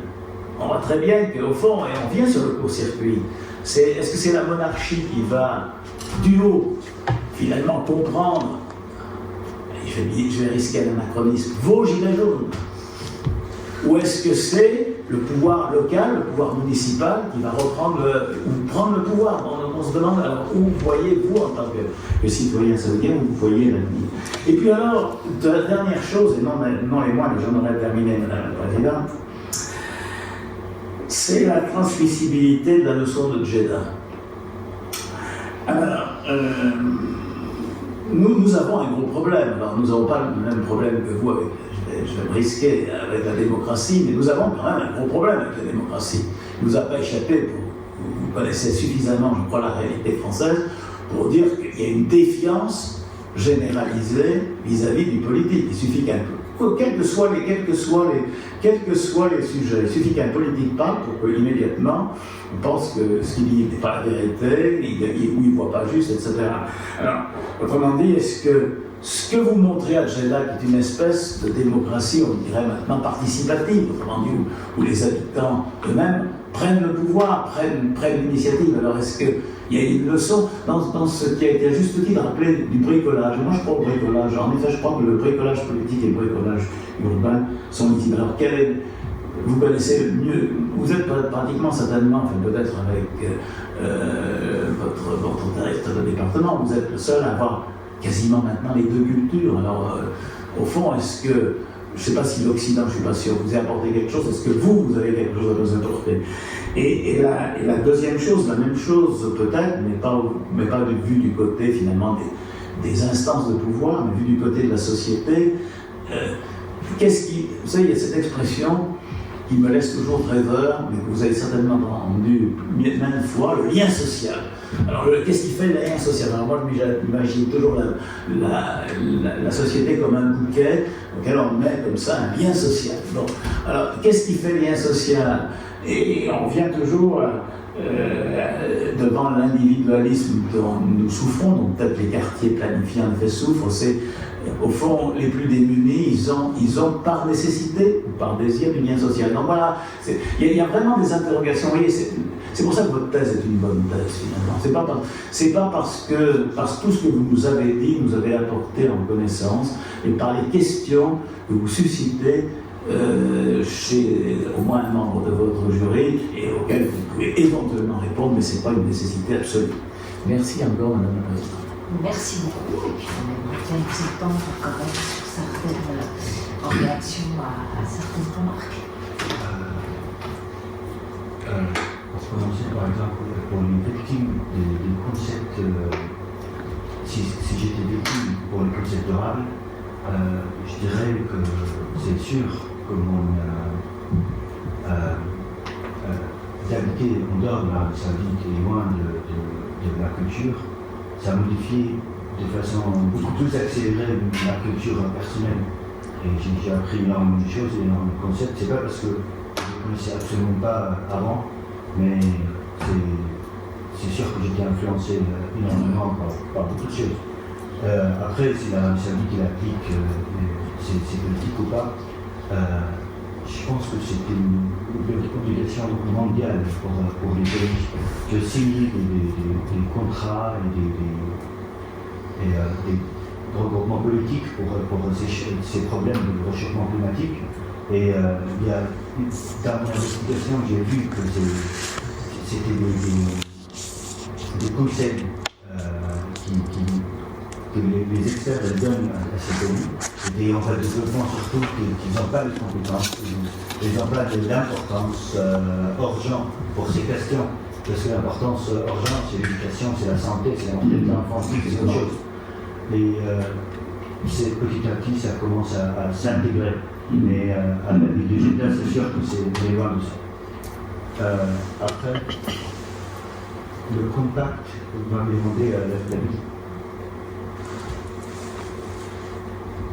Oui, au niveau de la géographie, c'est vrai que et l'urbanité, par exemple, c'est vrai que c'était un sujet que je ne maîtrisais pas. Et je ne connaissais même pas le terme urbanité parce que j'en ai parlé sans savoir peut-être. Et j'ai dû, quand j'ai vu ça dans le rapport, j'ai dû regarder le dictionnaire et j'ai appris ça. Après, par rapport à la ville compacte et à la ville éparpillée, pour moi, c'était fascinant dans la lecture dans le paradigme des villes durables, cette contradiction entre des penseurs qui pensent à la même question et qui justifient que la ville éparpillée, c'est la ville durable, et de l'autre opposé, il justifie que c'est la ville compacte. Et ça m'a fasciné que cette contradiction, ça existe dans un seul paradigme. Et donc, c'est quoi le chemin qu'on doit prendre? La ville de Jeddah, bien sûr, qu'on a déjà pris l'éparpillée, parce que c'est une ville plusieurs kilomètres de surface, une surface énorme, avec une densité assez faible dans certains quartiers. Et c'est pour ça que j'ai dit que c'est sûr que c'est pas durable, parce que les constructions sont exagérées dans certains segments de la société. Oui, excusez-moi de reprendre la parole, mais c'est pour que le dialogue s'instaure. Et je reviens sur un mot, je ne sais pas si vous l'avez entendu, mais quand Dick Louiset a prononcé le mot déterminisme, tout le problème, c'est finalement dans l'axiomatique que vous choisissez, est-ce que les configurations matérielles, densité, mode de construction, barreaux, etc., vont déterminer des formes de sociabilité ou d'urbanité, donc des formes sociales, ou au contraire, vous avez des axiomatiques, comme il y a des axiomatiques de géographie euclidienne et non euclidienne, des axiomatiques qui vont vous dire, ben non, c'est, si je suis même celui qui était cité Henri Lefebvre, la production de l'espace, y compris l'espace matériel, ça vient de l'urbanité, de la sociabilité. Vous voyez, alors, selon l'axiomatique que vous prenez, ben, vous avez des résultats, évidemment, et des applications différentes. Alors, on peut après juger sur les résultats, mais pas sur l'axiomatique. Pour bien me faire comprendre, est-ce que l'axiomatique euclidienne, c'est-à-dire deux parallèles ne se rencontrent jamais, elle est préférable à l'axiomatique non euclidienne? Dans l'absolu, il n'y a aucune raison. Dans la vie concrète, si vous faites une table qui est non euclidienne, ça ne va pas très loin. Voilà, c'est ça. C'est ça. Donc, vous voyez, c'est ça pour moi le problème que vous posez. Hein. Mais qui est un problème réel. Excusez-moi, mais c'est pour. Par rapport à la transmettabilité, par exemple, moi je pense que quelque chose qui est très beau à Jeddah, et j'aimerais bien aussi le voir ailleurs, c'est comment dire, la pluriculturalité, parfois polarisée par segments de la société ou segments culturels dans certains quartiers, mais qui ne sont pas assimilés, c'est-à-dire qu'ils sont assez différentes, et puis des modes vestimentaires, même de leur parler, etc. C'est quelque chose que je vois qui est beau dans ma vie natale, et c'était ça que je voulais mentionner par exemple. Après, c'est une vie facile, c'est facile à appliquer quelque chose comme ça dans cette vie, parce que c'était sur un chemin de pèlerinage important, maritime, et puis pendant des siècles, c'était quelque chose de normal, c'est facile à appliquer. Même à Riyad, par exemple, c'est pas le cas, sauf dans certains pays. Après, c'est pas ça. Non, mais vous n'êtes pas forcément répondre à tout, vous allez répondre à l'essentiel. Merci. Merci beaucoup. Donc je vais donner la parole au seul qui a l'avantage de connaître Jeddah. Merci beaucoup, Madame la Présidente. En fait, par lire la thèse, j'ai considéré le premier chapitre, le deuxième, le troisième. Et chaque chapitre, en fait, pour moi, c'est comme un thème différent par rapport aux autres.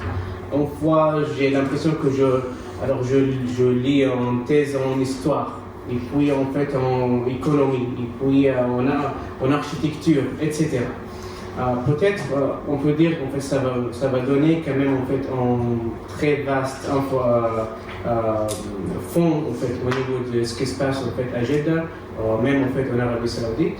En fait, il m'a permis quand même de naviguer en fait beaucoup en fait en Arabie Saoudite, au niveau historique, au niveau de la transformation de la vie, et puis quand même précisément en fait de Charafia à Rouaïs. Mais quand même en fait il faut bien savoir que Rouaïs c'était un village des pêcheurs. Dehors de la ville de Jeddah, en fait, dehors du mur de la ville de Jeddah. Mais en fait, il faut quand même bien savoir que les habitants de Rouaïs, en fait, il y a des classes moyennes, mais quand il y a des personnes qui sont très riches quand même, en fait, des hommes d'affaires, mais qui ont l'appartenance en fait de quartier, qui ont l'appartenance, qui ont très attachés en fait, quand on parle au niveau de la communauté, qui ont très attachés en fait, ils essaient toujours de faire des projets architecturaux participatifs dans le quartier avec les voisinages en fait. C'est pour ça, en fait, ils sont très attachés, en fait, de travailler sur de rester, d'habiter, de s'étudier toujours dans ce quartier-là. Et puis, en fait, il y a le mot quartier non planifié. À Saint-Patrick, il a dit, il n'y a pas un quartier non planifié, mais il y a un quartier humanisé. eau spontanée. Mais en fait, le quartier de Rouès, c'est un quartier humanisé. Pourquoi? Parce qu'en fait, tout le monde, en fait, ils sont très attachés et ils habitaient depuis des ancêtres ils ont toujours en fait en lien avec l'histoire, avec des voisinages, etc. Et le tissu urbain en fait de quartier, ça marche très bien au niveau socioculturel. Pourquoi? Parce que en fait, eux en fait, ils ont comme une communauté, ils ont comme un directeur, comme un vice-maire en fait, toujours qui représente en fait ce quartier devant la municipalité. C'est pour ça en fait, ils ont le pouvoir, ils ont le power. Alors, quand on parle en fait aussi de comment les habitants de Jeddah rejettent le processus d'urbanisation. Alors il faut bien définir ça veut dire quoi l'urbanisation, ou l'urbanisme en général. Et puis quand même, également, il faut bien définir ça veut dire quoi l'urbanisme durable. Parce que vous avez parlé en fait au niveau de l'architecture, de l'urbanisme durable, et de la durabilité, et jusqu'à quand, en fait, quand on parle de la durabilité, ça veut dire jusqu'à quand. Et puis, alors j'ai plusieurs questions en fait concernant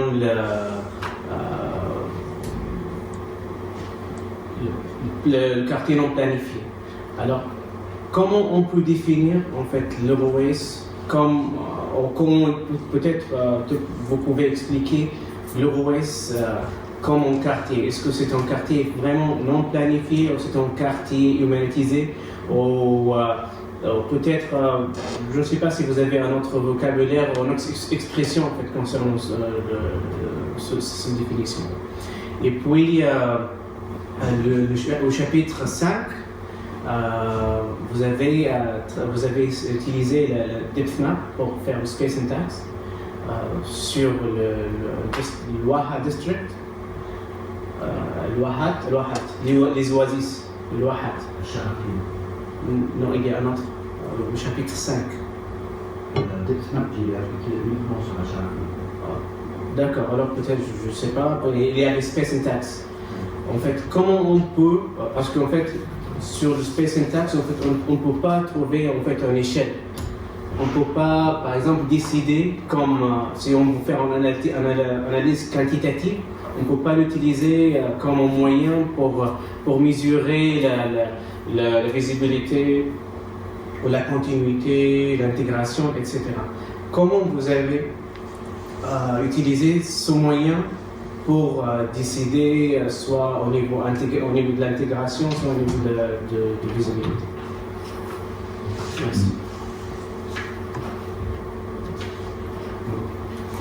Pour la durabilité, la question dans ce test est de limiter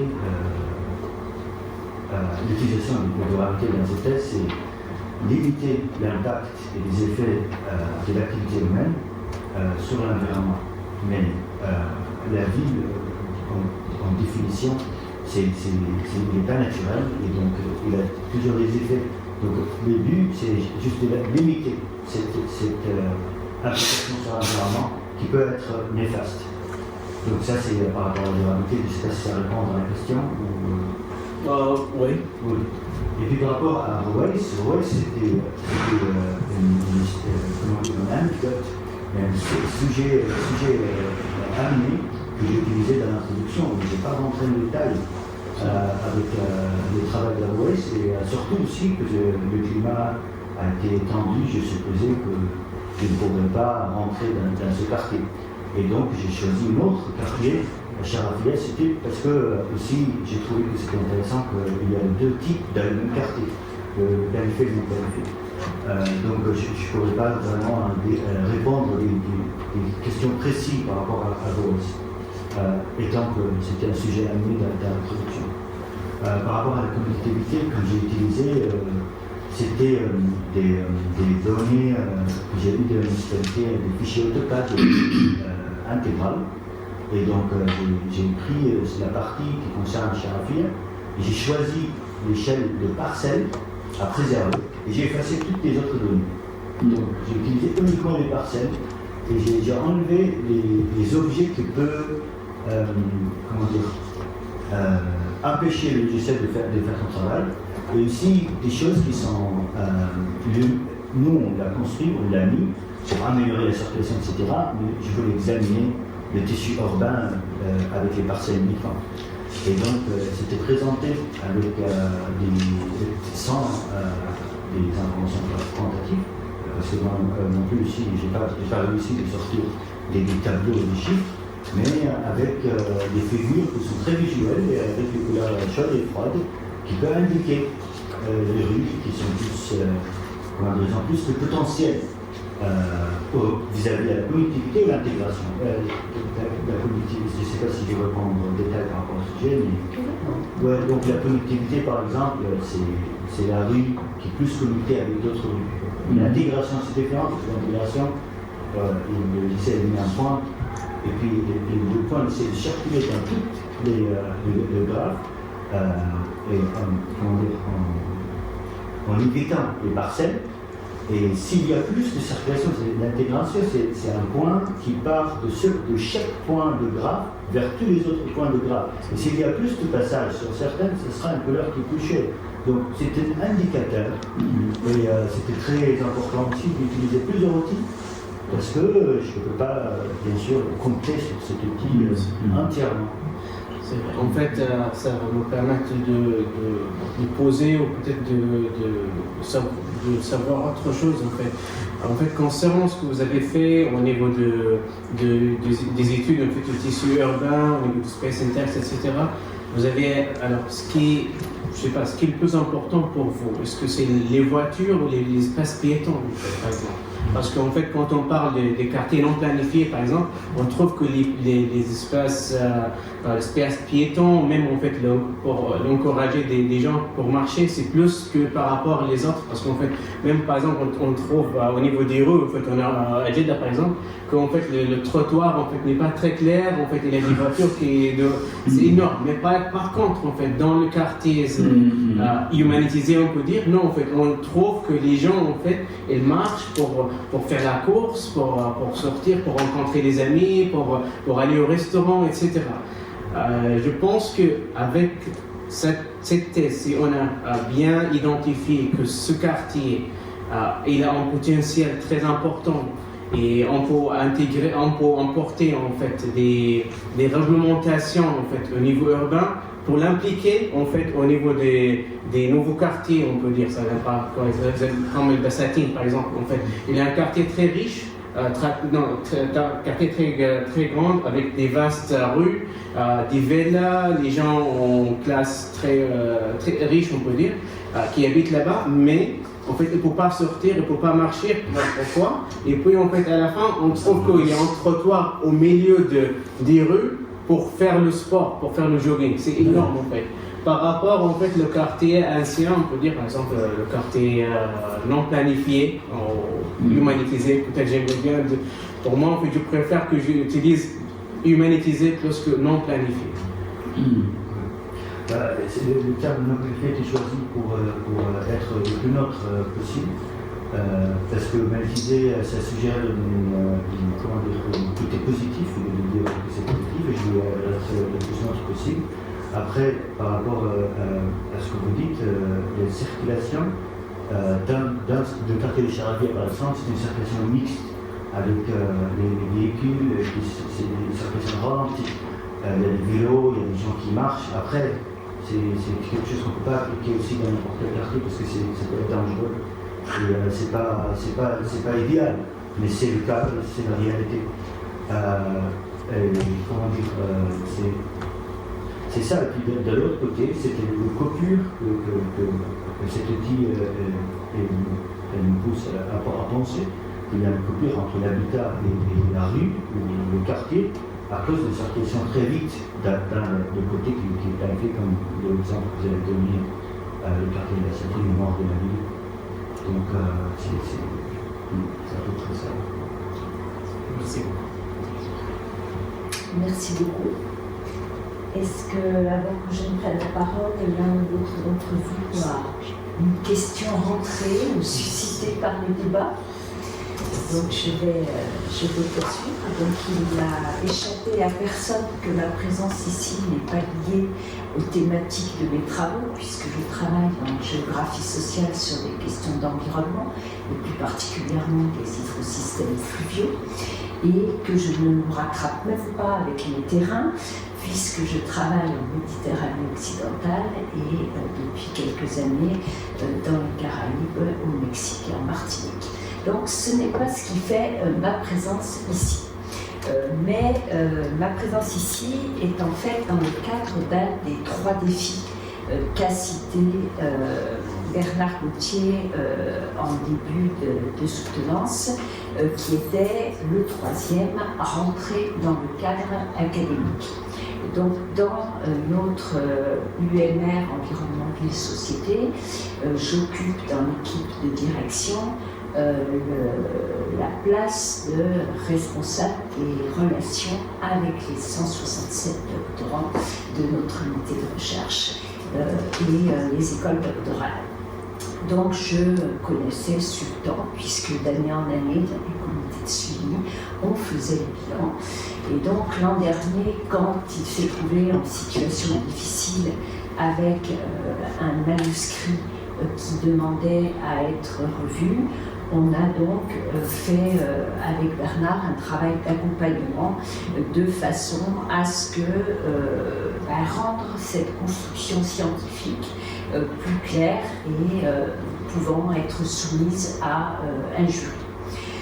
Donc ce dont je voudrais témoigner, c'est face à cette adversité, au lieu de s'asseoir au pied du mur et puis de dire qu'est-ce qu'on peut faire, depuis, je crois que c'est le jour où vous avez su qu'il fallait reprendre le travail, remettre le travail sur l'établi, vous avez immédiatement contacté et vous avez montré énormément de ténacité pour déconstruire, parce que c'est pas facile psychologiquement même de devoir laisser des choses de côté, refaire des choix, se remettre au travail. Donc ça, moi je voudrais vraiment témoigner de ce travail acharné, parce que c'est des heures et des heures de travail qui ont été refaits, de la très grande écoute que vous avez eue dans ce travail. Je me souviens vous avoir dit, il ne faut pas être isolé. Il faut rejoindre la salle des doctorants. Les discussions informelles du café, c'est aussi comme ça qu'on se rend compte de ce que font les autres, que finalement on est tous, ce que vous avez dit, c'est pas facile une thèse, et voilà, et tout le monde rencontre à un certain moment des difficultés. Donc je suis contente de voir que certains occupants de la salle des doctorants sont là aujourd'hui. Voilà, donc c'est vraiment vous avez vraiment montré de la ténacité, et je crois que dans la façon dont vous nous avez répondu aujourd'hui aux questions, on retrouve cette passion pour le sujet, et vous êtes très disert, voilà, vous vous contentez pas de 3 phrases pour répondre, mais tout de suite ensemble de la passion, de l'intérêt pour le sujet, et puis une très très grande connaissance, une connaissance fine de cette ville.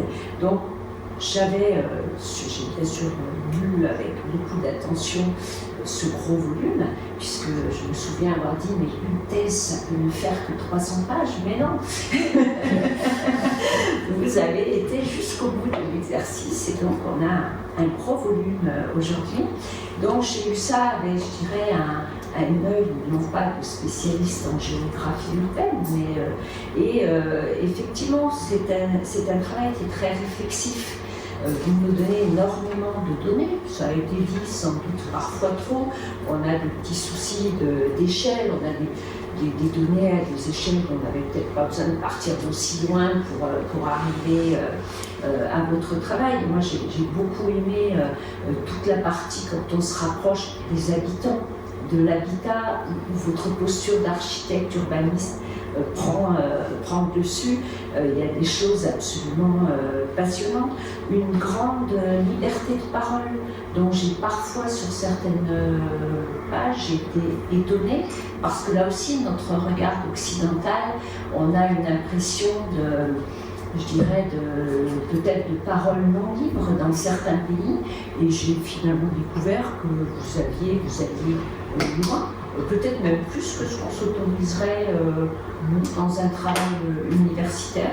Donc moi j'ai trouvé ça très, très positif. Vous avez aussi dans ce travail une volonté d'expérimentation méthodologique. Et le dernier échange là qu'il y a eu, voilà, vous défendez que c'est expérimental. Et c'est aussi ça, une thèse. C'est pas simplement aller dans les sentiers dont on est à peu près sûr que voilà, qu'on va pas faire trop d'erreurs. C'est faire une proposition. Et là, clairement, vous avez des propositions. En plus, ce qui est peu habituel dans le domaine de la géographie, vous avez des compétences, un savoir-faire sur des logiciels type AutoCAD qui, dans les écoles d'architecture, sont utilisés par les étudiants, par les enseignants, beaucoup moins en géographie. Donc voilà, donc c'est aussi un passage de frontières disciplinaires que de nous faire partager les possibilités de ces outils informatiques. Donc moi j'ai trouvé que c'était extrêmement intéressant. J'ai pu ce nouveau savoir sur les politiques, j'ai pu tout de suite les revoir, puisque la semaine dernière dans Courrier International, il nous parlait de Vision 2030 comme si le lecteur français était un expert de Vision 2030. Je me suis dit, ah ça y est, je sais ce que c'est, et j'ai lu l'article différemment.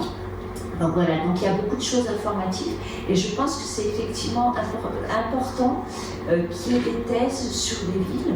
Oui, 4 millions d'habitants, et on n'en sait rien de ces villes. Donc je pense que vous contribuez parfaitement à cette diffusion des connaissances. Donc là, c'est tout à fait intéressant. Peut-être que la méthode comparative, voilà, est-ce qu'il fallait le faire, pas le faire, c'est pas la partie, moi, qui m'a apporté le plus. Donc j'ai effectivement beaucoup aimé les stratégies. Le chauffeur de taxi, pour moi, c'est une première dans tous les suivis. Voilà, personne n'a eu cette idée de faire ces enquêtes. Voilà, je trouve ça très bien. C'est un souci d'aller au plus près des gens, de recueillir la parole. Et ça, j'ai trouvé que c'était intéressant. Vous n'êtes pas très clair sur les catégories. Alors, je n'ai pas très bien compris, c'est 11 entretiens qui peuvent être, parce que moi je n'avais pas compris, c'est 11 entretiens sur 50 qui ont pu être maintenus, ou c'est 50 entretiens qui ont été catégorisés en 11 catégories. Mais c'était des entrevues fragmentées, oui, et qui étaient recomposées en 11.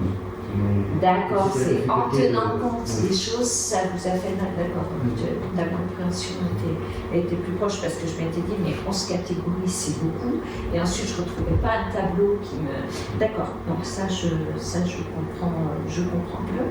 Je pense que dans, je dirais, les futurs défis que vous pourrez avoir, puisque vous allez valoriser, écrire des articles à partir de ce travail, je pense que vous avez encore des difficultés à rendre compte des apports des lectures, de l'état de l'art. On a là plutôt des présentations ouvrage par ouvrage, article par article, ce qui fait que c'est un petit peu lourd. Et c'est, voilà, donc ça c'est encore, je dirais, une marge de progression que vous pouvez avoir. Alors, la lecture critique que vous avez faite, donc il a été souligné, vous avez une biographie qui est plurielle, qui est intéressante, qui est pluridisciplinaire aussi, mais la façon de transmettre ce que vous en retirez est encore avec l'échafaudage. Et donc là il y a encore une marge de progression, mais voilà, donc je dirais que par rapport à il y a un an, vous avez repris toute ces lectures, vous les avez considérablement complétées aussi, et ça se voit dans la suite. Finalement, c'est pas sur la... Cette partie état de l'art est pas encore, est encore un peu brouillon, mais par contre, on voit bien que les apports que vous avez eus de cette lecture, vous les avez réinsufflés, notamment dans cette dernière partie qui est très bien. Et c'est de là que vous allez repartir pour valoriser évidemment votre travail. Attention aussi, une thèse dans son écriture, c'est qu'on communique avec un lecteur. Donc le lecteur, il faut le prendre par la main. Vous avez des titres de tableaux qui sont des phrases. Par exemple, le tableau 4, page 316, j'ai pas retenu parce que c'est long, mais je vais vous dire ça, vous comprendrez tout de suite. Quand le tableau 4.3, selon Fatani, les problèmes des quartiers actuels de l'allée de Jeddah sont résumés dans ce tableau. Ben non, c'est pas un titre de tableau. Quand on voit votre liste d'été, on doit tout de suite comprendre ce qu'on a. Là, on ne sait pas. Or, le tableau est extrêmement intéressant. Mais je ne vais pas le voir si je regarde la liste, parce que je ne sais pas ce qu'il y a dedans. Donc ça aussi, en vue d'une valorisation future de vos travaux, tout est à travailler en fait. Tout doit être décrypté pour le lecteur. Un travail que vous avez aussi bien intégré cette année, c'est la nécessité, systématiquement, introduction, début de chapitre, conclusion, transition vers le chapitre suivant. Ça, votre démonstration, elle est maintenant très compréhensible.